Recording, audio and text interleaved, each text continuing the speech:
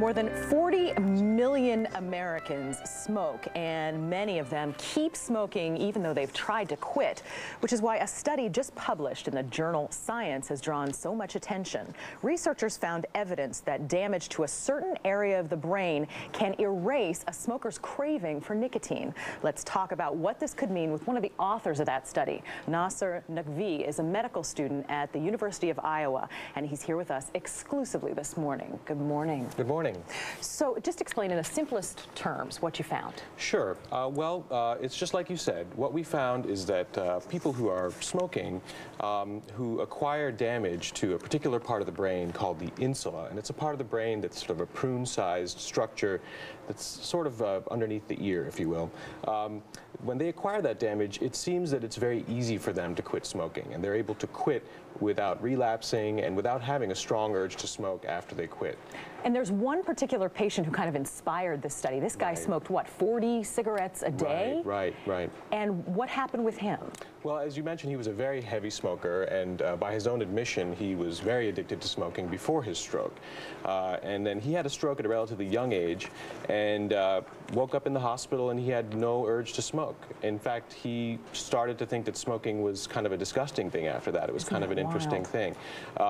And so he was able to quit very easily, and he never started smoking again. And in fact, even in his dreams, smoking, which used to be this pleasurable thing, became sort of this unpleasant experience. It was kind of an interesting and very striking change that he underwent. Now, the question is, what does this mean? I mean, it doesn't mean that we're going to see cigarette addicts lining up to get brain surgery, right? Yeah, I doubt that's going to happen.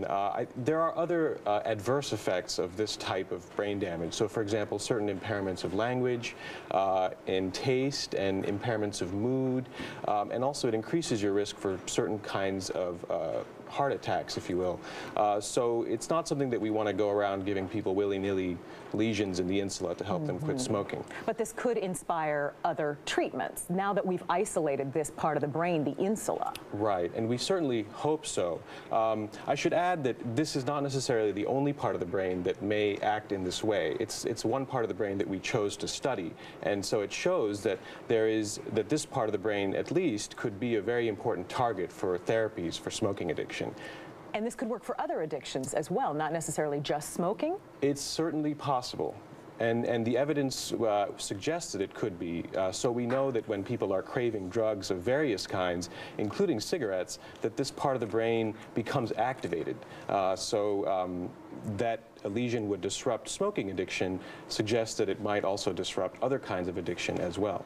You know, it's fascinating. My mother actually had a cerebral aneurysm and was a smoker, went into the hospital, afterwards quit smoking, but we always thought that it was just that she was in the hospital. She had to quit cold turkey, but it actually, this could be a big thing. It could be something more than that. Right. It's interesting that you bring that up, because a number of people have contacted me to say that, you know, I had a stroke and I was a smoker, and all of a sudden I woke up in the hospital. It was very easy for me to just never smoke again. And it's been one of the more satisfying parts of doing this, to hear those stories. And we don't know whether they had damage in that part of the brain or maybe some other part of the brain that's important for addiction, but certainly it's a very interesting and very compelling change that these people go through. And this could make a big difference to smokers down the road. Let's hope so. Nasir Naqvi, thank you so much for joining us. Thank you very much for having me. And coming up next on the Saturday Early Show,